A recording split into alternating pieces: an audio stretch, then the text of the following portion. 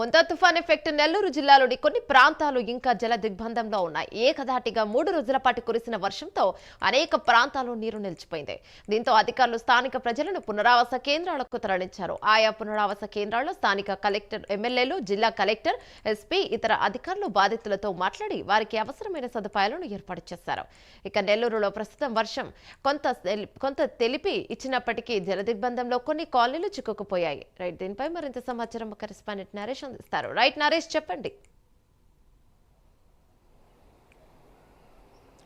యమున, మొత్తానికి మోంతా తుఫాను ప్రభావంతో నెల్లూరు జిల్లా అంతటా గడిచిన 3 రోజుల పాటు భారీ నుంచి అతి భారీ వర్షాలు కురవడంతో ఎక్కడికెక్కడ జిల్లా అంతా కూడా అతలాకుతలమైనటువంటి పరిస్థితి ఉంది. ప్రస్తుతం నెల్లూరు జిల్లాలో అనేక ప్రాంతాలు కూడా ఇంకా జల దిగ్బంధంలో చిక్కుకున్నాయి. 3 రోజుల నుంచి కురిసినటువంటి భారీ వర్షానికి ఒకవైపు లోతట్టు ప్రాంతాలు ఏవైతే ఉన్నాయో, ఒకవైపు కావలిలో అత్యధికంగా కూడా 24 సెంటీమీటర్ల వర్షపాతం నమోదైంది.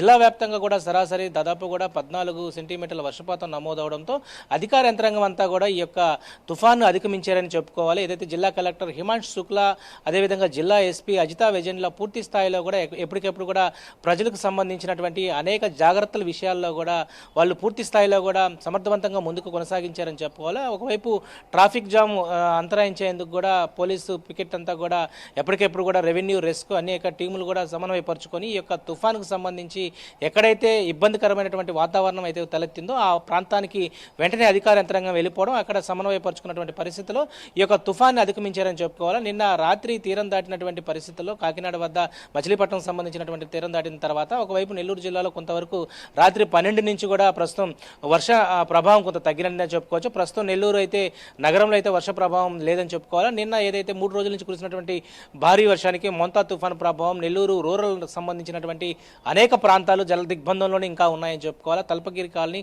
ఆర్టీసీ కాలనీ, వైఎస్ఆర్ నగర్, ఈ ప్రస్తుతం నేను కొన్ని విజువల్స్ చూపించే ప్రయత్నం కూడా చేస్తాను. ఏదైతే నెల్లూరు రూరల్కి సంబంధించినటువంటి ప్రాంగణంలో ఉన్నటువంటి తల్పగిరి కాలనీ అయ్యొచ్చు, ఇటు చంద్రబాబు కాలనీ, అదేవిధంగా ఆర్టీసీ కాలనీకి సంబంధించి, అదేవిధంగా వైఎస్ఆర్ కాలనీ, నేను చూపిస్తున్నటువంటి ఈ విజువల్స్ అంతా కూడా ప్రస్తుతం ఈ ప్రాంతం అంతా కూడా ఇటు చెరువులను తలపించే విధంగా కూడా కనపడతా ఉన్నాయి. ఎక్కడికెక్కడ కూడా ప్రజలు, అక్కడ ఉన్నటువంటి స్థానికులు కూడా బయటికి రాలేనటువంటి పరిస్థితి. కొంతవరకు కూడా మనం చూపిస్తున్నటువంటి ఈ ప్రాంతం అంతా కూడా ఇటు వాటర్ అంతా కూడా చెరువులు తలపిస్తూ ఉన్నాయి. ఎవరు కూడా బయటకు రాలేకపోతా ఉన్నారు. నిత్యావసర వస్తువులు తీసుకోవాలన్నా కూడా కొంత ఇబ్బందికరమైనటువంటి వాతావరణం తలెత్తుతుంది.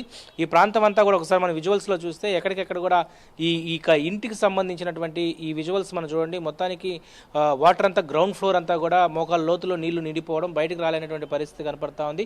మరోవైపు జిల్లా వ్యాప్తంగా మనం చూస్తూ ఉంటే పునరావాస కేంద్రాలను దాదాపు కూడా 40 పునరావాస కేంద్రాలు నెల్లూరులో ఏర్పాటు చేశారు. 140 పైగా కూడా జిల్లా వ్యాప్తంగా పునరావాస కేంద్రాలను ఏర్పాటు చేశారు. ఎక్కడికెక్కడ కూడా ఎమ్మెల్యేలు కూడా దాతృత్వం నిర్వహించారు.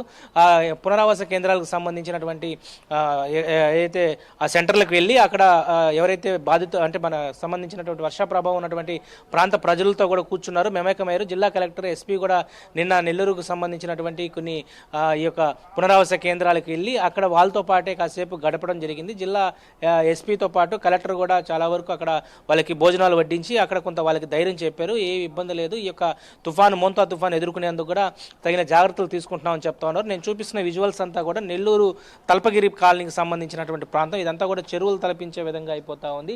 ఒకవైపు ఆర్టీసీ కాలనీకి సంబంధించినటువంటి ప్రాంతం ఇదంతా కూడా అని చెప్పుకోవచ్చు. ఈ ఇళ్లలో దాదాపు 3 అంతస్తుల భవనాలకు సంబంధించినటువంటి ఇళ్లలో నుంచి బయటికి రావాలన్నా కూడా అదే ఉదయానికి సంబంధించి పాల ప్యాకెట్లు అయ్యుండొచ్చు, లేకపోతే ఇంకేదన్నా ఇతర కొన్ని వసతులకి అవసరమైనటువంటి బయటికి పోవాలన్నా కూడా 2 వీలర్ కూడా బయటికి రాలేని పరిస్థితి. ఇదంతా కూడా ప్రస్తుతం ఒక చెరువును తలపించే విధంగా కనపడతా ఉంది. మొత్తానికైతే మోంతా తుఫాన్ ప్రభావం అనేది నెల్లూరు జిల్లా వ్యాప్తంగానే కాదు, రాష్ట్ర వ్యాప్తంగా కూడా ఒక భారీ ఎఫెక్ట్ అయితే ఉన్న నేపథ్యంలో ఎక్కడికెక్కడ కూడా ప్రజానీకం అనేక ఇబ్బందులు ఎదుర్కొంది. ఒకవైపు ఆంధ్రప్రదేశ్ సీఎం నారా చంద్రబాబు నాయుడు ఎప్పటికెప్పుడు కూడా ఈ యొక్క తుఫాను ప్రభావిత ప్రాంతాలు ఏవైతే ఉన్నాయో వారందరితో కూడా వీసీ కాన్ఫరెన్స్ ద్వారా, టెలికాన్ఫరెన్స్ ద్వారా ఎప్పటికెప్పుడు కూడా అధికారులను అప్రమత్తం చేశారు.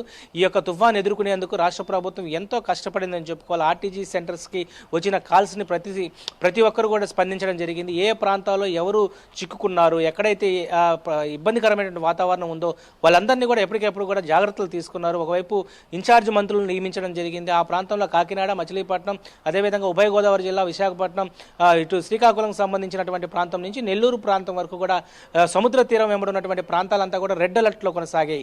తీర ప్రాంతాలకు సంబంధించినటువంటి నిన్న మనం చూస్తే సముద్ర ప్రాంతంలో దాదాపు కూడా 10 నుంచి 20 కిలోమీటర్ల వరకు ముందుకు సముద్రం రావడం, ఆ ప్రాంతం అంతా కూడా భీకరమైనటువంటి రాకాసి అలలు ఎగిసిపడడంతో అక్కడ అధికారులే ఉండలేనటువంటి పరిస్థితి. ఏదేమైనా కూడా సముద్ర తీరం వెంబడి నిన్న 2 రోజుల పాటు ఇటు ప్రాంత ప్రజలందరినీ కూడా సురక్షిత ప్రాంతాలు తరలించడం జరిగింది. మత్స్యకారులంతా కూడా మత్స్య సంపద కొంత నష్టం జరిగింది. మరోవైపు జిల్లా వ్యాప్తంగా కూడా రైతులు అనేక పంటలు, ఉద్యానవన పంటలు వేసినప్పుడు కూడా ఆ పంటలంతా కూడా మునిగిపోయి ప్రస్తుతం వ్యవసాయ శాఖ అధికారులతో పాటు ఎక్కడెక్కడ ఏ రైతాంగం ఇబ్బంది పడిందో, ఏ యొక్క వరి నాట్లకు సంబంధించిన కొన్ని ప్రాంతాల్లో చాలా వరకు ఇబ్బంది తరహా వాళ్ళకి ఇబ్బంది అయింది. మరి వాటి మీద వ్యవసాయ శాఖ అధికారులతో కలెక్టర్ రివ్యూ మీటింగ్ పెట్టుకొని ఎంతవరకు ఆస్తి నష్టం జరిగింది, ఎంతవరకు పంట నష్టం జరిగింది అనే దాని మీద కూడా ప్రస్తుతం అయితే ఈరోజు ఒక సమావేశం ఉండబోతుంది కలెక్టర్ అధ్యక్షతను కూడా. మరోవైపు జిల్లాకు సంబంధించినటువంటి మంత్రి నారాయణ కాకినాడకి సంబంధించినటువంటి దాంట్లో ఇన్ఛార్జ్గా అక్కడే ఉండడం జరిగింది. మరోవైపు రామనారెడ్డి కూడా నెల్లూరు జిల్లాకు సంబంధించిన ఫ్లడ్స్ ఎక్కడైతే ఎక్కువగా ఏదైతే చెరువులు, వాగులు, వంకులు ఎక్కడైతే పొంగి పొరలాయో అనేక ప్రాంతాల్లో కూడా వాగులు కూడా తెగిపోయినటువంటి పరిస్థితుల్లో అధికార యంత్రాంగం, రెవెన్యూ సంబంధించి ఉండొచ్చు, లేకపోతే ఇరిగేషన్ అధికారులు కూడా ఎప్పటికెప్పుడు జాగ్రత్తలు తీసుకున్నారు. దాదాపు కూడా 40 చెరువులు, 30 వాగుల వరకు కూడా కొంత గండి పడుతున్నటువంటి పరిస్థితుల్లో అక్కడ ఎప్పటికెప్పుడు కూడా అధికార యంత్రాంగం కొంత స్పెషల్ టీంను కూడా ఏర్పాటు చేసుకొని వాటిని పూర్తి స్థాయిలో ముంపు ఉన్నటువంటి ప్రాంతాలు ఏవైతే ఉంటాయో వాటన్నిటిని కూడా ముందుకు తీసుకెళ్లారు. మరోవైపు నెల్లూరు జిల్లాకు సంబంధించినటువంటి ప్రధానమైనటువంటి సోమశిల జలాశయం ఈ 78 టీఎంసీల కెపాసిటీ ఉంది. అయితే 70 టీఎంసీల వాటర్ ప్రస్తుతం ఉంచుకో ఉన్నారు. అయితే ఎగువ ప్రాంతాలు కురిసినటువంటి భారీ వర్షానికి 2-3 రోజుల నుంచి కూడా దాదాపు 1,00,000 క్యూసెక్ల వాటర్ కూడా సముద్రానికి విడుదల చేశారు. పెన్నా పరివాహ ప్రాంతానికి సంబంధించినటువంటి అనేక ప్రాంతాలు, ముంపు ప్రాంతాలు, వాటన్నిటిని కూడా ఎప్పటికెప్పుడు కూడా అధికారులు అప్రమత్తం చేస్తా ఉన్నారు. అక్కడ ఉన్నటువంటి గ్రామస్తులు ఏదైనా ఇబ్బంది తరహా అయినటువంటి ముప్పు వాటిలో అయితే వాళ్ళందరినీ కూడా పునరావాస కేంద్రాలకు తరలించేందుకు, మరో ప్రాంతానికి తరలించేందుకు కూడా అన్ని జాగ్రత్తలు తీసుకున్నారు. మొత్తానికి మోంతా తుఫాన్ ప్రభావం రాష్ట్ర వ్యాప్తంగా ఒక భారీ ఎఫెక్ట్ వచ్చింది. అనేక ప్రాంతాల్లో చెట్లు విరిగిపోయాయి, ఆస్తి నష్టం జరిగింది, పంట నష్టం జరిగింది. దాని మీద రాష్ట్ర ప్రభుత్వం ఇప్పటికే ఆయా జిల్లా అధికారులకు కూడా ఒక స్పష్టమైనటువంటి నివేదికని తయారు చేసి ఇవ్వమని చెప్పడం జరిగింది. అయితే మోంతా తుఫాన్ నెల్లూరు జిల్లాపై ప్రస్తుతం అయితే ఎఫెక్ట్ లేదని చెప్పుకోవాలా. ఉదయం నుంచి కూడా తెరపి ఇవ్వడంతో కాస్త ఊపిరి పీల్చుకున్నటువంటి పరిస్థితి కనపడతా ఉంది. Yamuna. Right, thank you Naresh.